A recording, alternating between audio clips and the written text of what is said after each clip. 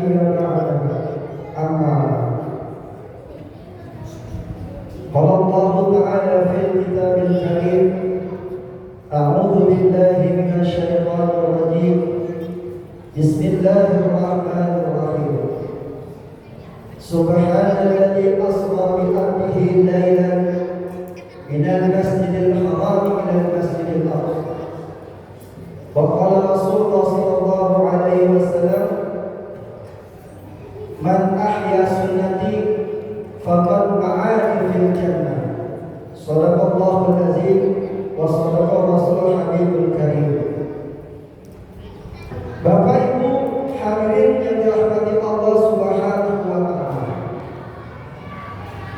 Malam ini kita berkumpul di tempat yang mulia dalam rangka kita memperingati Isra wal Mi'raj-nya Rasulullah sallallahu alaihi wasallam, yang tentunya ya ketika kita merayakan atau kita memperingati maka harus ada hikmah, harus ada pelajaran yang kita bisa ambil daripada perjalanan Isra Mi'raj-nya Rasulullah sallallahu alaihi wasallam. Jadi ada dua kemuliaan malam ini. Yang pertama yaitu kemuliaan bulan Rajab, ya, di mana kata Allah, maka barang siapa, ya, bulan Rajab adalah merupakan salah satu bulan yang dimuliakan Allah Subhanahu wa taala. Maka barang siapa yang melakukan satu kebaikan di bulan Rajab, maka Allah akan melipat gandakan pahalanya di sisi Allah Subhanahu wa taala. Sampai-sampai Rasulullah SAW mengajarkan doa kepada kita, ya, Allahumma barik lana wa sya'lana wa balina. Yang kedua kita berada di bulan ini yaitu peristiwa yang sangat penting yang mengguncangkan alam semesta, yaitu peristiwanya Isra Mi'raj Rasulullah Muhammad sallallahu alaihi wasallam. Maka nanti ada beberapa hikmah dalam peristiwa ini yang perlu kita ambil ibrahnya, pelajarannya, hikmahnya. Jadi sebelum terjadinya Isra Mi'raj yang dilakukan oleh Rasulullah SAW yang diperjalankan oleh Allah Subhanahu wa taala, maka tahun itu disebut namanya Amul Husni. Apa itu Amul Husni, Bu? Hah? Apa Amul Husni? Nah, Amul Husni adalah tahun kesedihan. Tahun itu adalah tahun kesedihan Rasulullah sallallahu alaihi wasallam. Emang apa sedih Rasulullah? Yang pertama, pada tahun itu ialah wafatnya istri tercinta Sayyidah Khadijatul Kubra. Jadi pada tahun itu sebelum peristiwa Isra Mi'raj, maka wafat istri tercintanya Rasulullah sallallahu alaihi wasallam. Seorang wanita yang dijamin oleh Allah Subhanahu wa taala masuk surga. Seorang istri yang begitu setia kepada suami. Seorang istri yang begitu setia kepada Rasulullah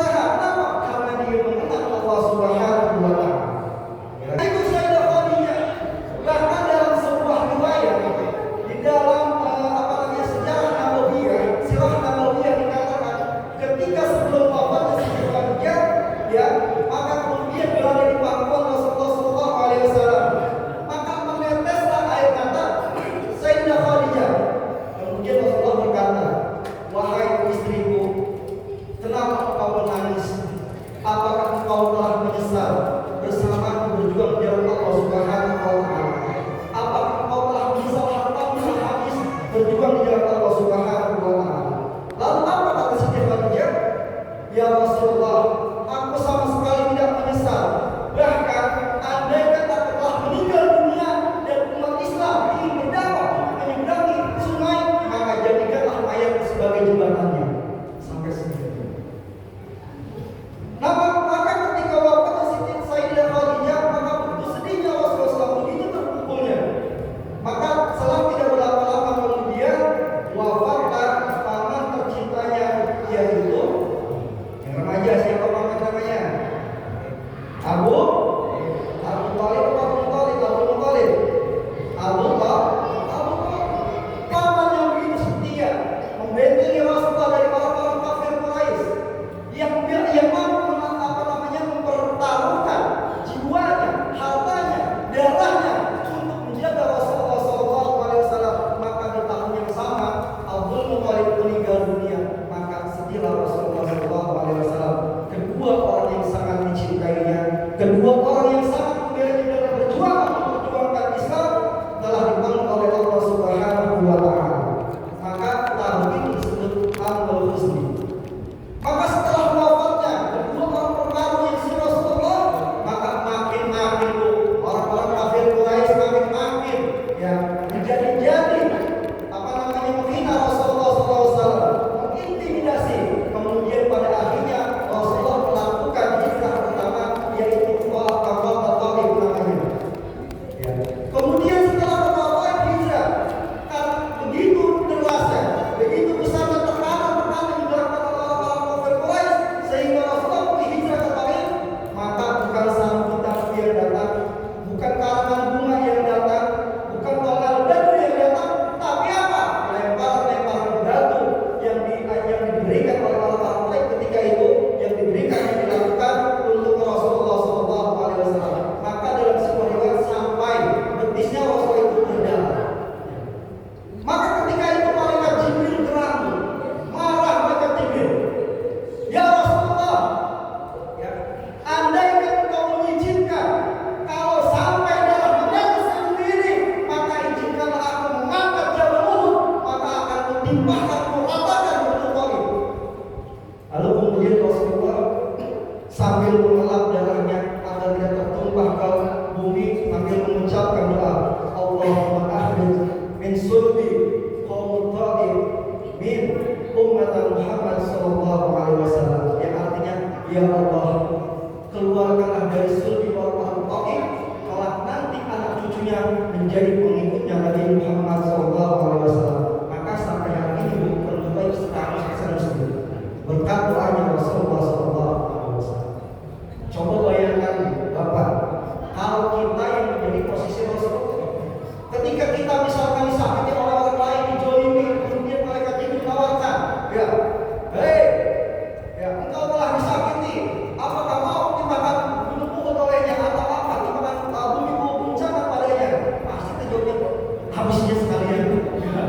Tapi tidak dalam Rasulullah apa? Karena memang Rasulullah kenal innama bu'ithu liutammima makarimal akhlaq. Sesungguhnya Rasulullah diutus ke kaum ini adalah untuk menyempurnakan akhlak. Lalu apa pelajaran yang bisa kita ambil dari peristiwa ini adalah jangan gampang berputus asa dalam ujian dunia ini. Kalau Allah memberikan kita ujian kesusahan dalam harta, kesempitan dalam harta, maka jangan putus asa. Kenapa? Alam nasrah laka sadrak, maka kelak nanti Allah yang akan melapangkan dari kita.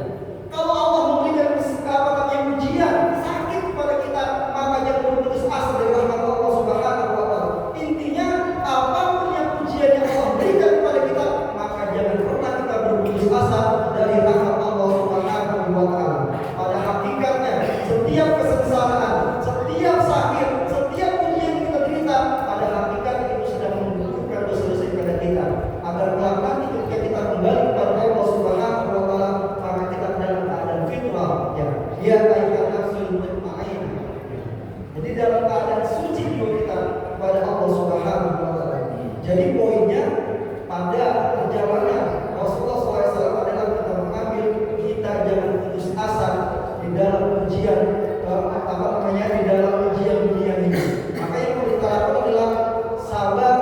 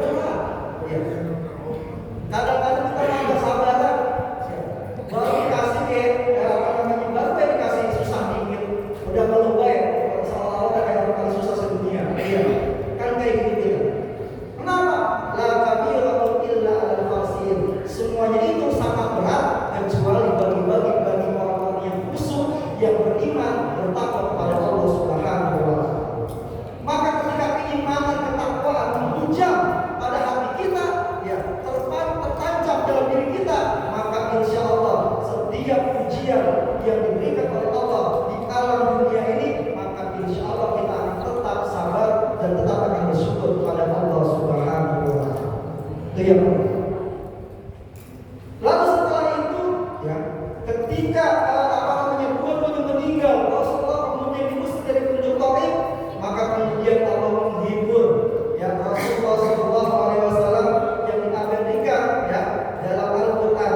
Subhanalladzi asra bi abdihi lailan minal masjidil haram ilal masjidil aqsa. Apa hiburannya? Hiburannya adalah Allah menjalankan Rasulullah SAW satu perjalanan. Jadi bukan Rasulullah yang berjalan, diperjalankan. Dalam bahasa Arab, ya, asra itu diperjalankan. Kalau berjalan, sawa yasri, ya. Kalau asra diperjalankan, kalau sawa itu berjalan. Artinya apa?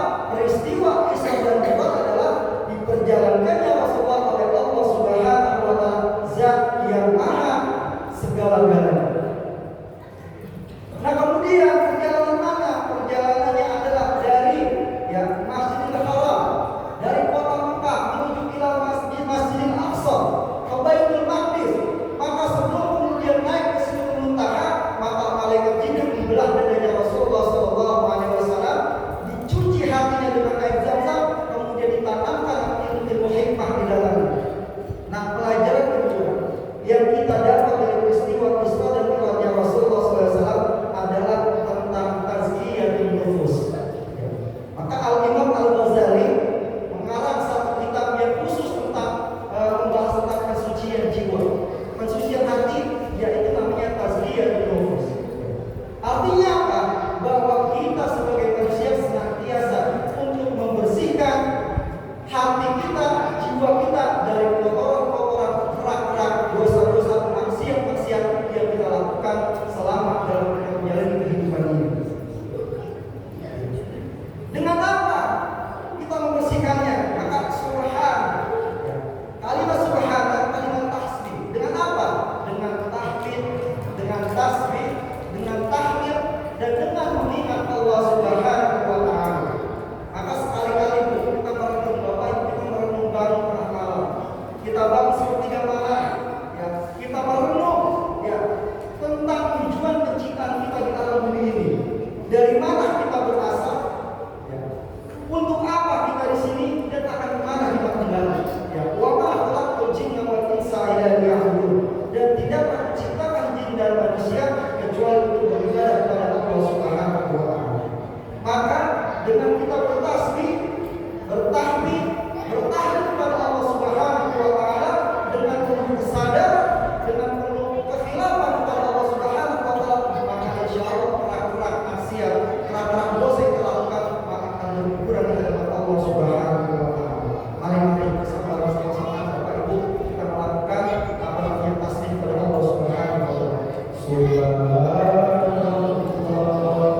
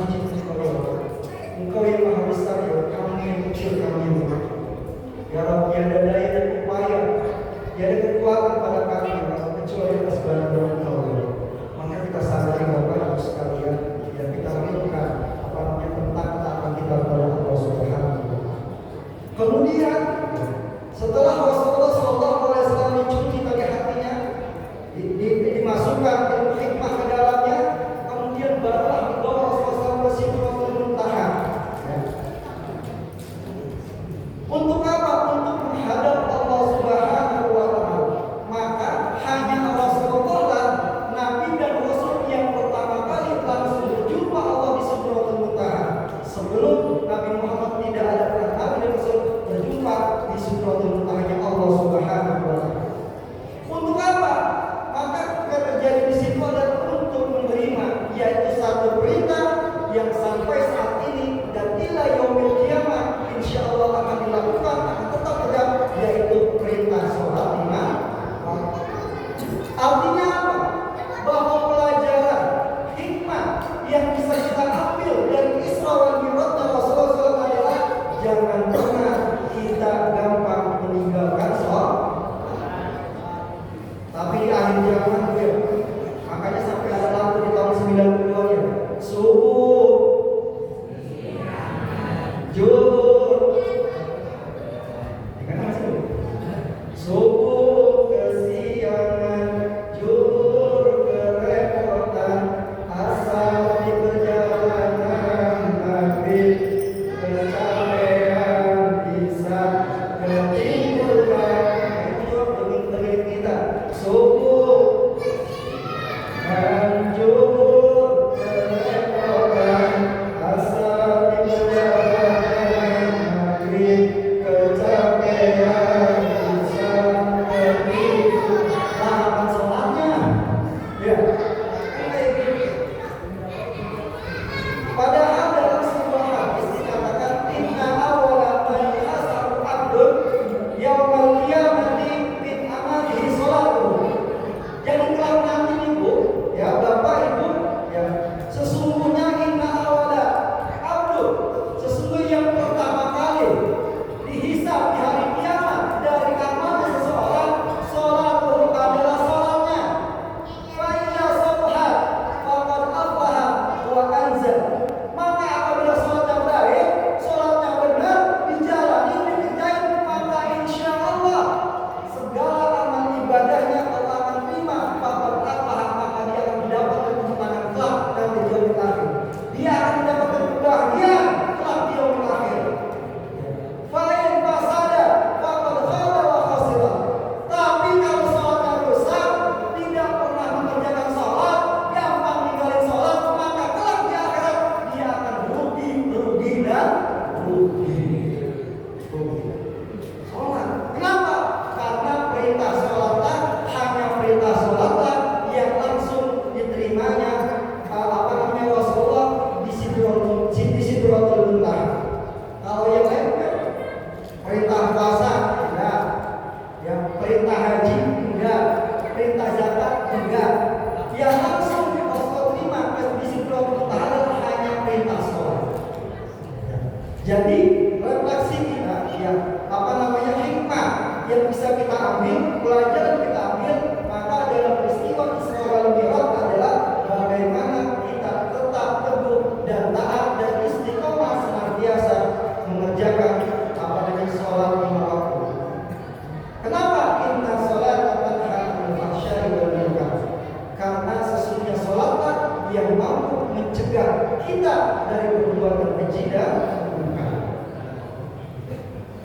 Nah itu hikmah yang terakhir.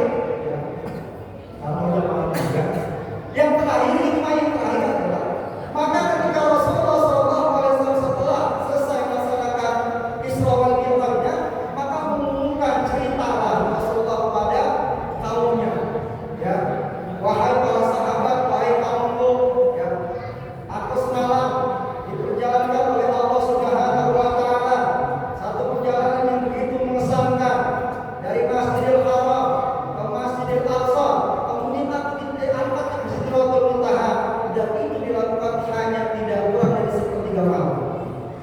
Maka ketika itu, ya ada tiga golongan reaksi orang-orang dulu. Yang pertama, orang yang tidak percaya sama sekali. Memang dasarnya udah benci sama Rasulullah, ya dasar gila Muhammad, tambah sinting baik Muhammad setelah istrinya meninggal.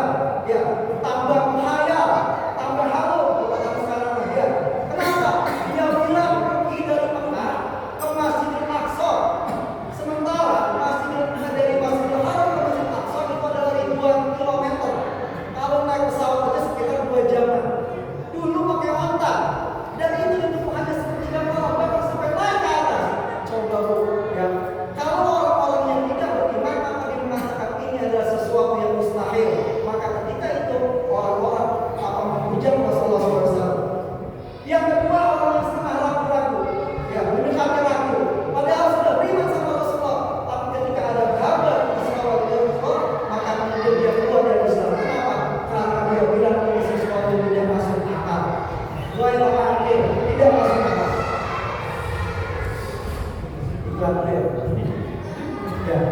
Yang ketiga adalah apa? Golongan yang tetap percaya dan bahkan kepercayaan yang lebih tambah terhadap Rasulullah SAW. Adalah Abu Bakar As-Siddiq. Maka sahabat Abu Bakar As-Siddiq yang bernama Al-Kufah, ya, dijuluki